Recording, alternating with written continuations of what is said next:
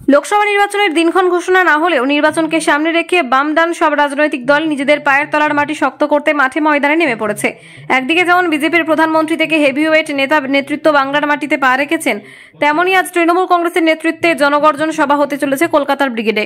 সেই জনগর্জন সভাকে সামনে রেখে আগে থেকেই জনসংযোগের ওপর জোর দিচ্ছে তৃণমূল কংগ্রেসের নেতাকর্মীরা। শনিবার জনগর্জন সভা উপলক্ষে বাঁকুড়ার জয়পুর ব্লকের হেতিয়াতে একটি প্রস্তুতি সভার আয়োজন করে তৃণমূল কংগ্রেস। উপস্থিত ছিলেন জয়পুর ব্লক তৃণমূল কংগ্রেসের সভাপতি কৌশিক বটব্যাল সহ একাধিক ব্লক তৃণমূল কংগ্রেস নেতৃত্ব। সেই সভায় বক্তব্য রাখতে গিয়ে কৌশিক বটব্যাল নাম না করে আক্রমণ করেন বিজেপি সাংসদ ও 2024 লোকসভা নির্বাচনের বিজেপি প্রার্থী সৌমিত্র খাঁকে। তার সহকর্মীদের মাতাল বলে কটাক্ষ করেন ব্লক সভাপতি। বিজেপি প্রার্থী সৌমিত্র খাঁ ভোট প্রচারে গিয়েছিলেন হেতিয়া গ্রামে। তার কয়েক ঘন্টা পরেই জয়পুর ব্লক তৃণমূল কংগ্রেসের পক্ষ থেকে ওই এলাকায় কর্মীদের নিয়ে একটি জনসভা করে তৃণমূল। জয়পুর ব্লক তৃণমূল কংগ্রেসের ব্লক সভাপতি মন্তব্যের জেরে পাল্টা মন্তব্য ছুড়ে দেন বিষ্ণুপুর সাংগঠনিক জেলা বিজেপির তপশিলি মোর্চার জেলা সভাপতি লক্ষ্মীকান্ত মজুমদার। তিনি বলেন, যিনি মদ খাওয়ার কথা বলেছেন তিনি কি দেখেছেন না তার সাথে ছিলেন? প্রশ্ন ছুড়ে দেন লক্ষ্মীকান্ত মজুমদার। বাঁকুড়ার জয়পুর থেকে সুচিন্ত গোস্বামীর রিপোর্ট।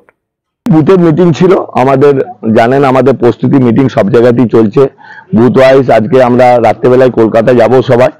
এখানে কালকে একজন আমরা কি বলি আর কি, মানে বিজেপির একজন সাংসদ, তিনি কিছুদিনের মধ্যে এক্স হয়ে যাবেন, তিনি নাকি এখানে এসেছিলেন। তার জন্যই বুথের লোকদিকে নিয়ে একটা মিটিং করলাম এবং মানুষকে বুঝালাম যে এরা মানুষের পাশে থাকে না, মানুষের বিপদে আপদে দাঁড়ায় না। এ আবার দাঁড়িয়েছে যারা 100 দিনের কাজের টাকা বন্ধ করে রেখেছে, যারা বাংলা আবাস যোজনার টাকা দেয়নি, যারা লক্ষ্মী ভান্ডারের টাকা বন্ধ করার চেষ্টা করে। আপনারা মমতা বন্দ্যোপাধ্যায়ের পাশে থাকুন, অভিষেক বন্দ্যোপাধ্যায়ের পাশে থাকুন। বিজেপির নেতাদেরকে মাতাল বলে কটাক্ষ করলেন, কি বলবেন? দেখুন, বিজেপির যে কটা লোক ঘুরছে সৌমিত্র পাশে, সৌমিত্র কাছে যারা ঘুরছে তাদেরকে সন্ধ্যেবেলায় 8টার পর আপনি নিজে একটু খোঁজ নিয়ে নেবেন তারা কোথায় থাকে। তৃণমূল কংগ্রেসের একটি রাজনৈতিক মঞ্চ থেকে জয়পুর ব্লক তৃণমূল কংগ্রেসের সভাপতি সৌমিত্র খাঁকে নাম না করে মাতাল বলে মন্তব্য করলেন, কি বলবেন এই বিষয়ে? এখন এরকম সব কুরুচিকর মন্তব্য, এর বলার ভাষা কিছু নাই, তবু বলতে হয় যে যিনি বলেছেন তিনি কি দেখেছিলেন না তার সঙ্গে বসেছিলেন? প্রথম কথা। দ্বিতীয় কথা, আমাদের ভারতীয় জনতা পার্টির এরকম লোক নেই। আর তৃণমূল কংগ্রেসের যিনি বলছেন ওনাকে জিজ্ঞাসা করলে পাওয়া যাবে ওনারা কাকে, ওনাদের দলের কারা কারা খায়, তার কাছে হয়তো তথ্য আছে। আর এসব কথা যারা বলে তারা একবারে মানে কুরুচিকর মানসিকতার মানুষ। তাহলে এরকম একটা ব্যক্তিগত আক্রমণ করে কারোর বিরুদ্ধে, যার সম্পর্কে জেনে না বুঝে তাকে আঘাত করার চেষ্টা করে। রাজনীতিতে এরকম হওয়াটা বাঞ্ছনীয় নয়। কে কি করবে সেটা তার ব্যক্তিগত ব্যাপার থাকে, তাই নয়?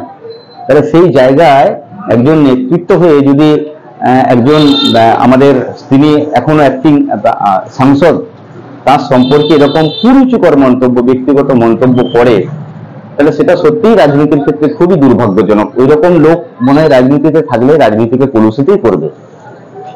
রামের নামে যুব সমাজকে কলুষিত করছে, এমনটাই মন্তব্য করছেন এখন রামের নামে এখন যদি বলি যে রাম তো আমাদের ভারতবর্ষের একটা আইকন, আজকে যুগ যুগ ধরে হয়ে আসছে। সেই রামকে আমরা দেবতা হিসেবে পূজা করি, পরম আমাদের পূজিত শ্রদ্ধেয় ব্যক্তি, মানুষ, আমরা ভগবান রূপে পুজো করি। তাহলে আমাদের ভারতবর্ষ ধর্মনিরপেক্ষ রাষ্ট্র, তাহলে সেই জায়গায় যে যার ধর্ম পালন করবে, এটা স্বাভাবিক। হিন্দুরা করবে, মুসলিমদের ধর্ম করবে, সেখানে কোথাও কোনো বাধা নাই। এখানে যুব সমাজ যদি কোনো মুসলিম সম্প্রদায় বা অন্যান্য ধর্মের সম্প্রদায়ের মানুষ যদি রামকে ভালোবাসে, যুব সমাজ বাঁচতেই পারে, সেখানে ভালো, খারাপ তো কিছু নয়, কারণ যেহেতু ধর্মনিরপেক্ষ রাষ্ট্র।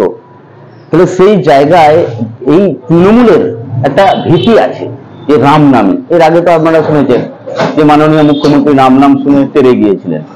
তো রাম তো সকলের দেবতা। এটা কি বিজেপি, তৃণমূল, সিপিএম বেছে বেছে দেবতা নাকি? সমস্ত হিন্দুদের দেবতা।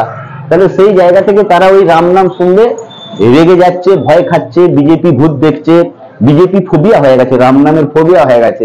তারা তো প্রত্যেকেই ঘরে ঘরে পুজো করে, তাদের বাড়ির মা বোনেরা পুজো করে না, হরিনাম শোনে না, সংকীর্তন শোনে না, দুর্গাপূজা করে না।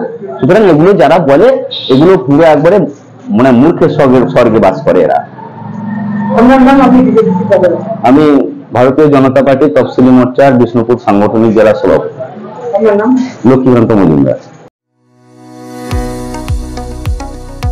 কোতুলপুরে সর্বপ্রথম এমআরআই পরিষেবা যুক্ত 110 বেডের মাল্টি স্পেশালিটি হসপিটাল হল মেডিকেয়ার জেনারেল হসপিটাল। স্বাস্থ্যসাথী মান্যতাপ্রাপ্ত এই হসপিটালে রয়েছে AC, non AC cabin, modern OT, ICCU, NICU, micro surgery, dialysis বিভাগ, ব্রেন ও spine surgery, cancer surgery, lift সহ নানান পরিষেবা। এছাড়াও রয়েছে সিটি স্ক্যান পরিষেবা যুক্ত নিজস্ব ডায়াগনস্টিক সেন্টার, ডক্টর চেম্বার্স, ওষুধের দোকান সহ 24 ঘন্টা অ্যাম্বুলেন্স পরিষেবা। 24 ঘন্টা অ্যাক্সিডেন্ট এমার্জেন্সি, রোগীর সুচিকিৎসা, সুপরিষেবা এবং সুস্বাস্থ্যই হল আমাদের মূল লক্ষ্য। ঠিকানা সরিষাদিঘি, কোতুলপুর, বাঁকুড়া। যোগাযোগ নম্বর 9434216662 অথবা যোগাযোগ করুন 9732212924 এই নম্বরে।